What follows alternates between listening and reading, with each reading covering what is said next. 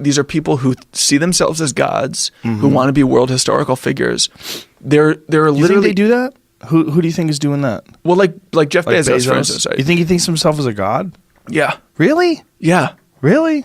You don't? Nah, I read those text messages he sent to that chick. I don't think a god would say that. But a god would say you should be lucky to get this dick. All the space exploration stuff, though, it's like the people are obsessed with it, and the life extension. But don't you think that that's just a side effect of having $150 billion? But you can do so much good with that. Yes. So Bezos is pouring $1 billion a year into his space exploration project, which is like, I mean, I'm excited by space too. I think it'd be cool to go up there, but there's some pressing problems here which we could really benefit. That money could really benefit. And I agree, but long term, I think the philosophy is that we're going to have to get off this planet. And if the human race is going to succeed, because of not just the threat of global warming, but of asteroids. Impacts and many other factors. It's an asteroid thing, I think. I mean, for me, supernovas. There's a lot of factors.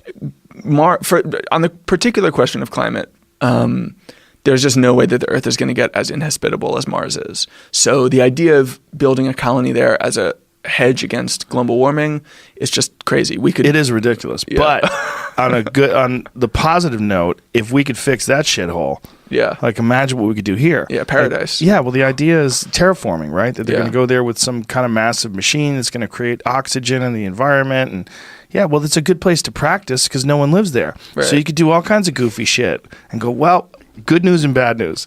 The good news is we figured out a way to terraform. The bad news is we already fucked up Mars. So we're going to try another spot. We're going to go to, we're going to move on to some Uranus. Other planet. Yeah. Well, Venus used to be actually quite Earth-like. Yeah. And they went through a really rapid global warming that made it, now it's like a total hellhole. Right. And that's like the sort of worst case for Earth is the Venus scenario. Well, ultimately, the sun's going to burn out, right? But that's many millions of years away. Sure, but if we really do look into the future, something has to be done. I mean, this is on the grandest of grand scales, the concept of some sort of interstellar arcs. I mean, I believe that. I'm with it. I just think the timescale of the threat that we need to avert by space exploration, that's a timescale of millennia. Yes. We have a lot of new technology to develop over the next 1,000 years that'll allow us to do it better and more efficiently. But climate change, the timescale is like the next 30 years. Right. So we need to focus on it now to give ourselves the opportunity to do the other shit. Why do you think it's sexier to go to space? Is that what it is? Like rockets and?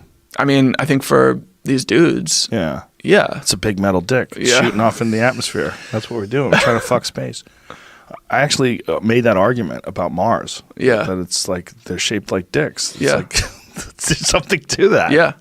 Well, also this generation of people really grew up in the age of like the space race. Yeah. I mean, it's and the aftermath of landing on the moon. And I think there is, like Peter Thiel talks about this, there's this kind of unfulfilled sense of future that we all, like anybody who grew up in the post-war years in the 60s, 70s, they were like, you know, whatever his famous line, we were promised flying cars and all we got was 140 characters or whatever. Yeah. I think that applies to the space exploration stuff. It's like, well, the government is no longer doing the really ambitious shit. Right. But we can do it privately. On the other hand, there is a government in the world that is doing that shit in China.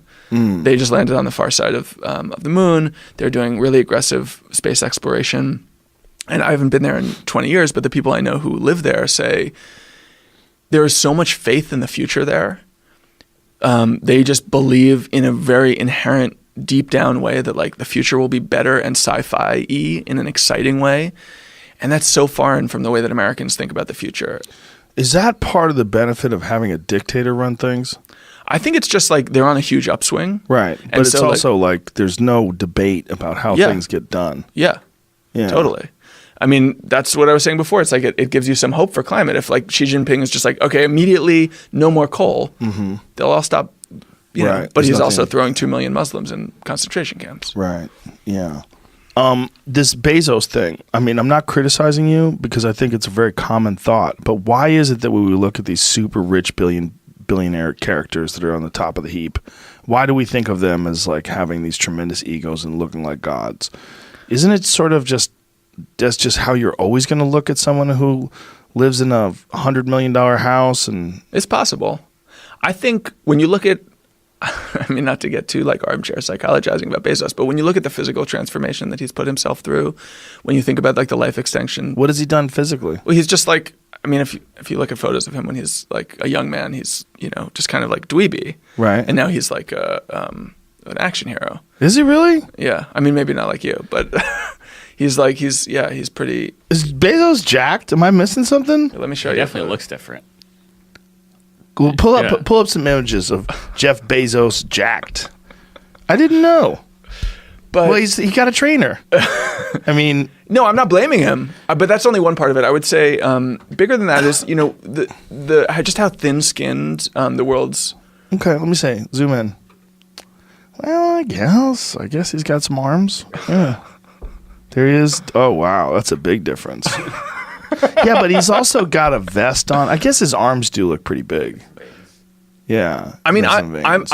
I'm in most ways I'm not a Bezos hater. I think Amazon has been actually really pretty great. I'm a fan. Yeah, I like listening to the guy talk. And I loved his letter to the National Enquirer. There he is, right Yeah. there.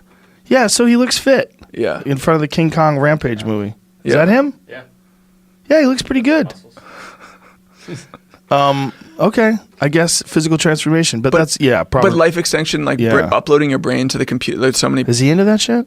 He is actually, I think, not as into it as some other people.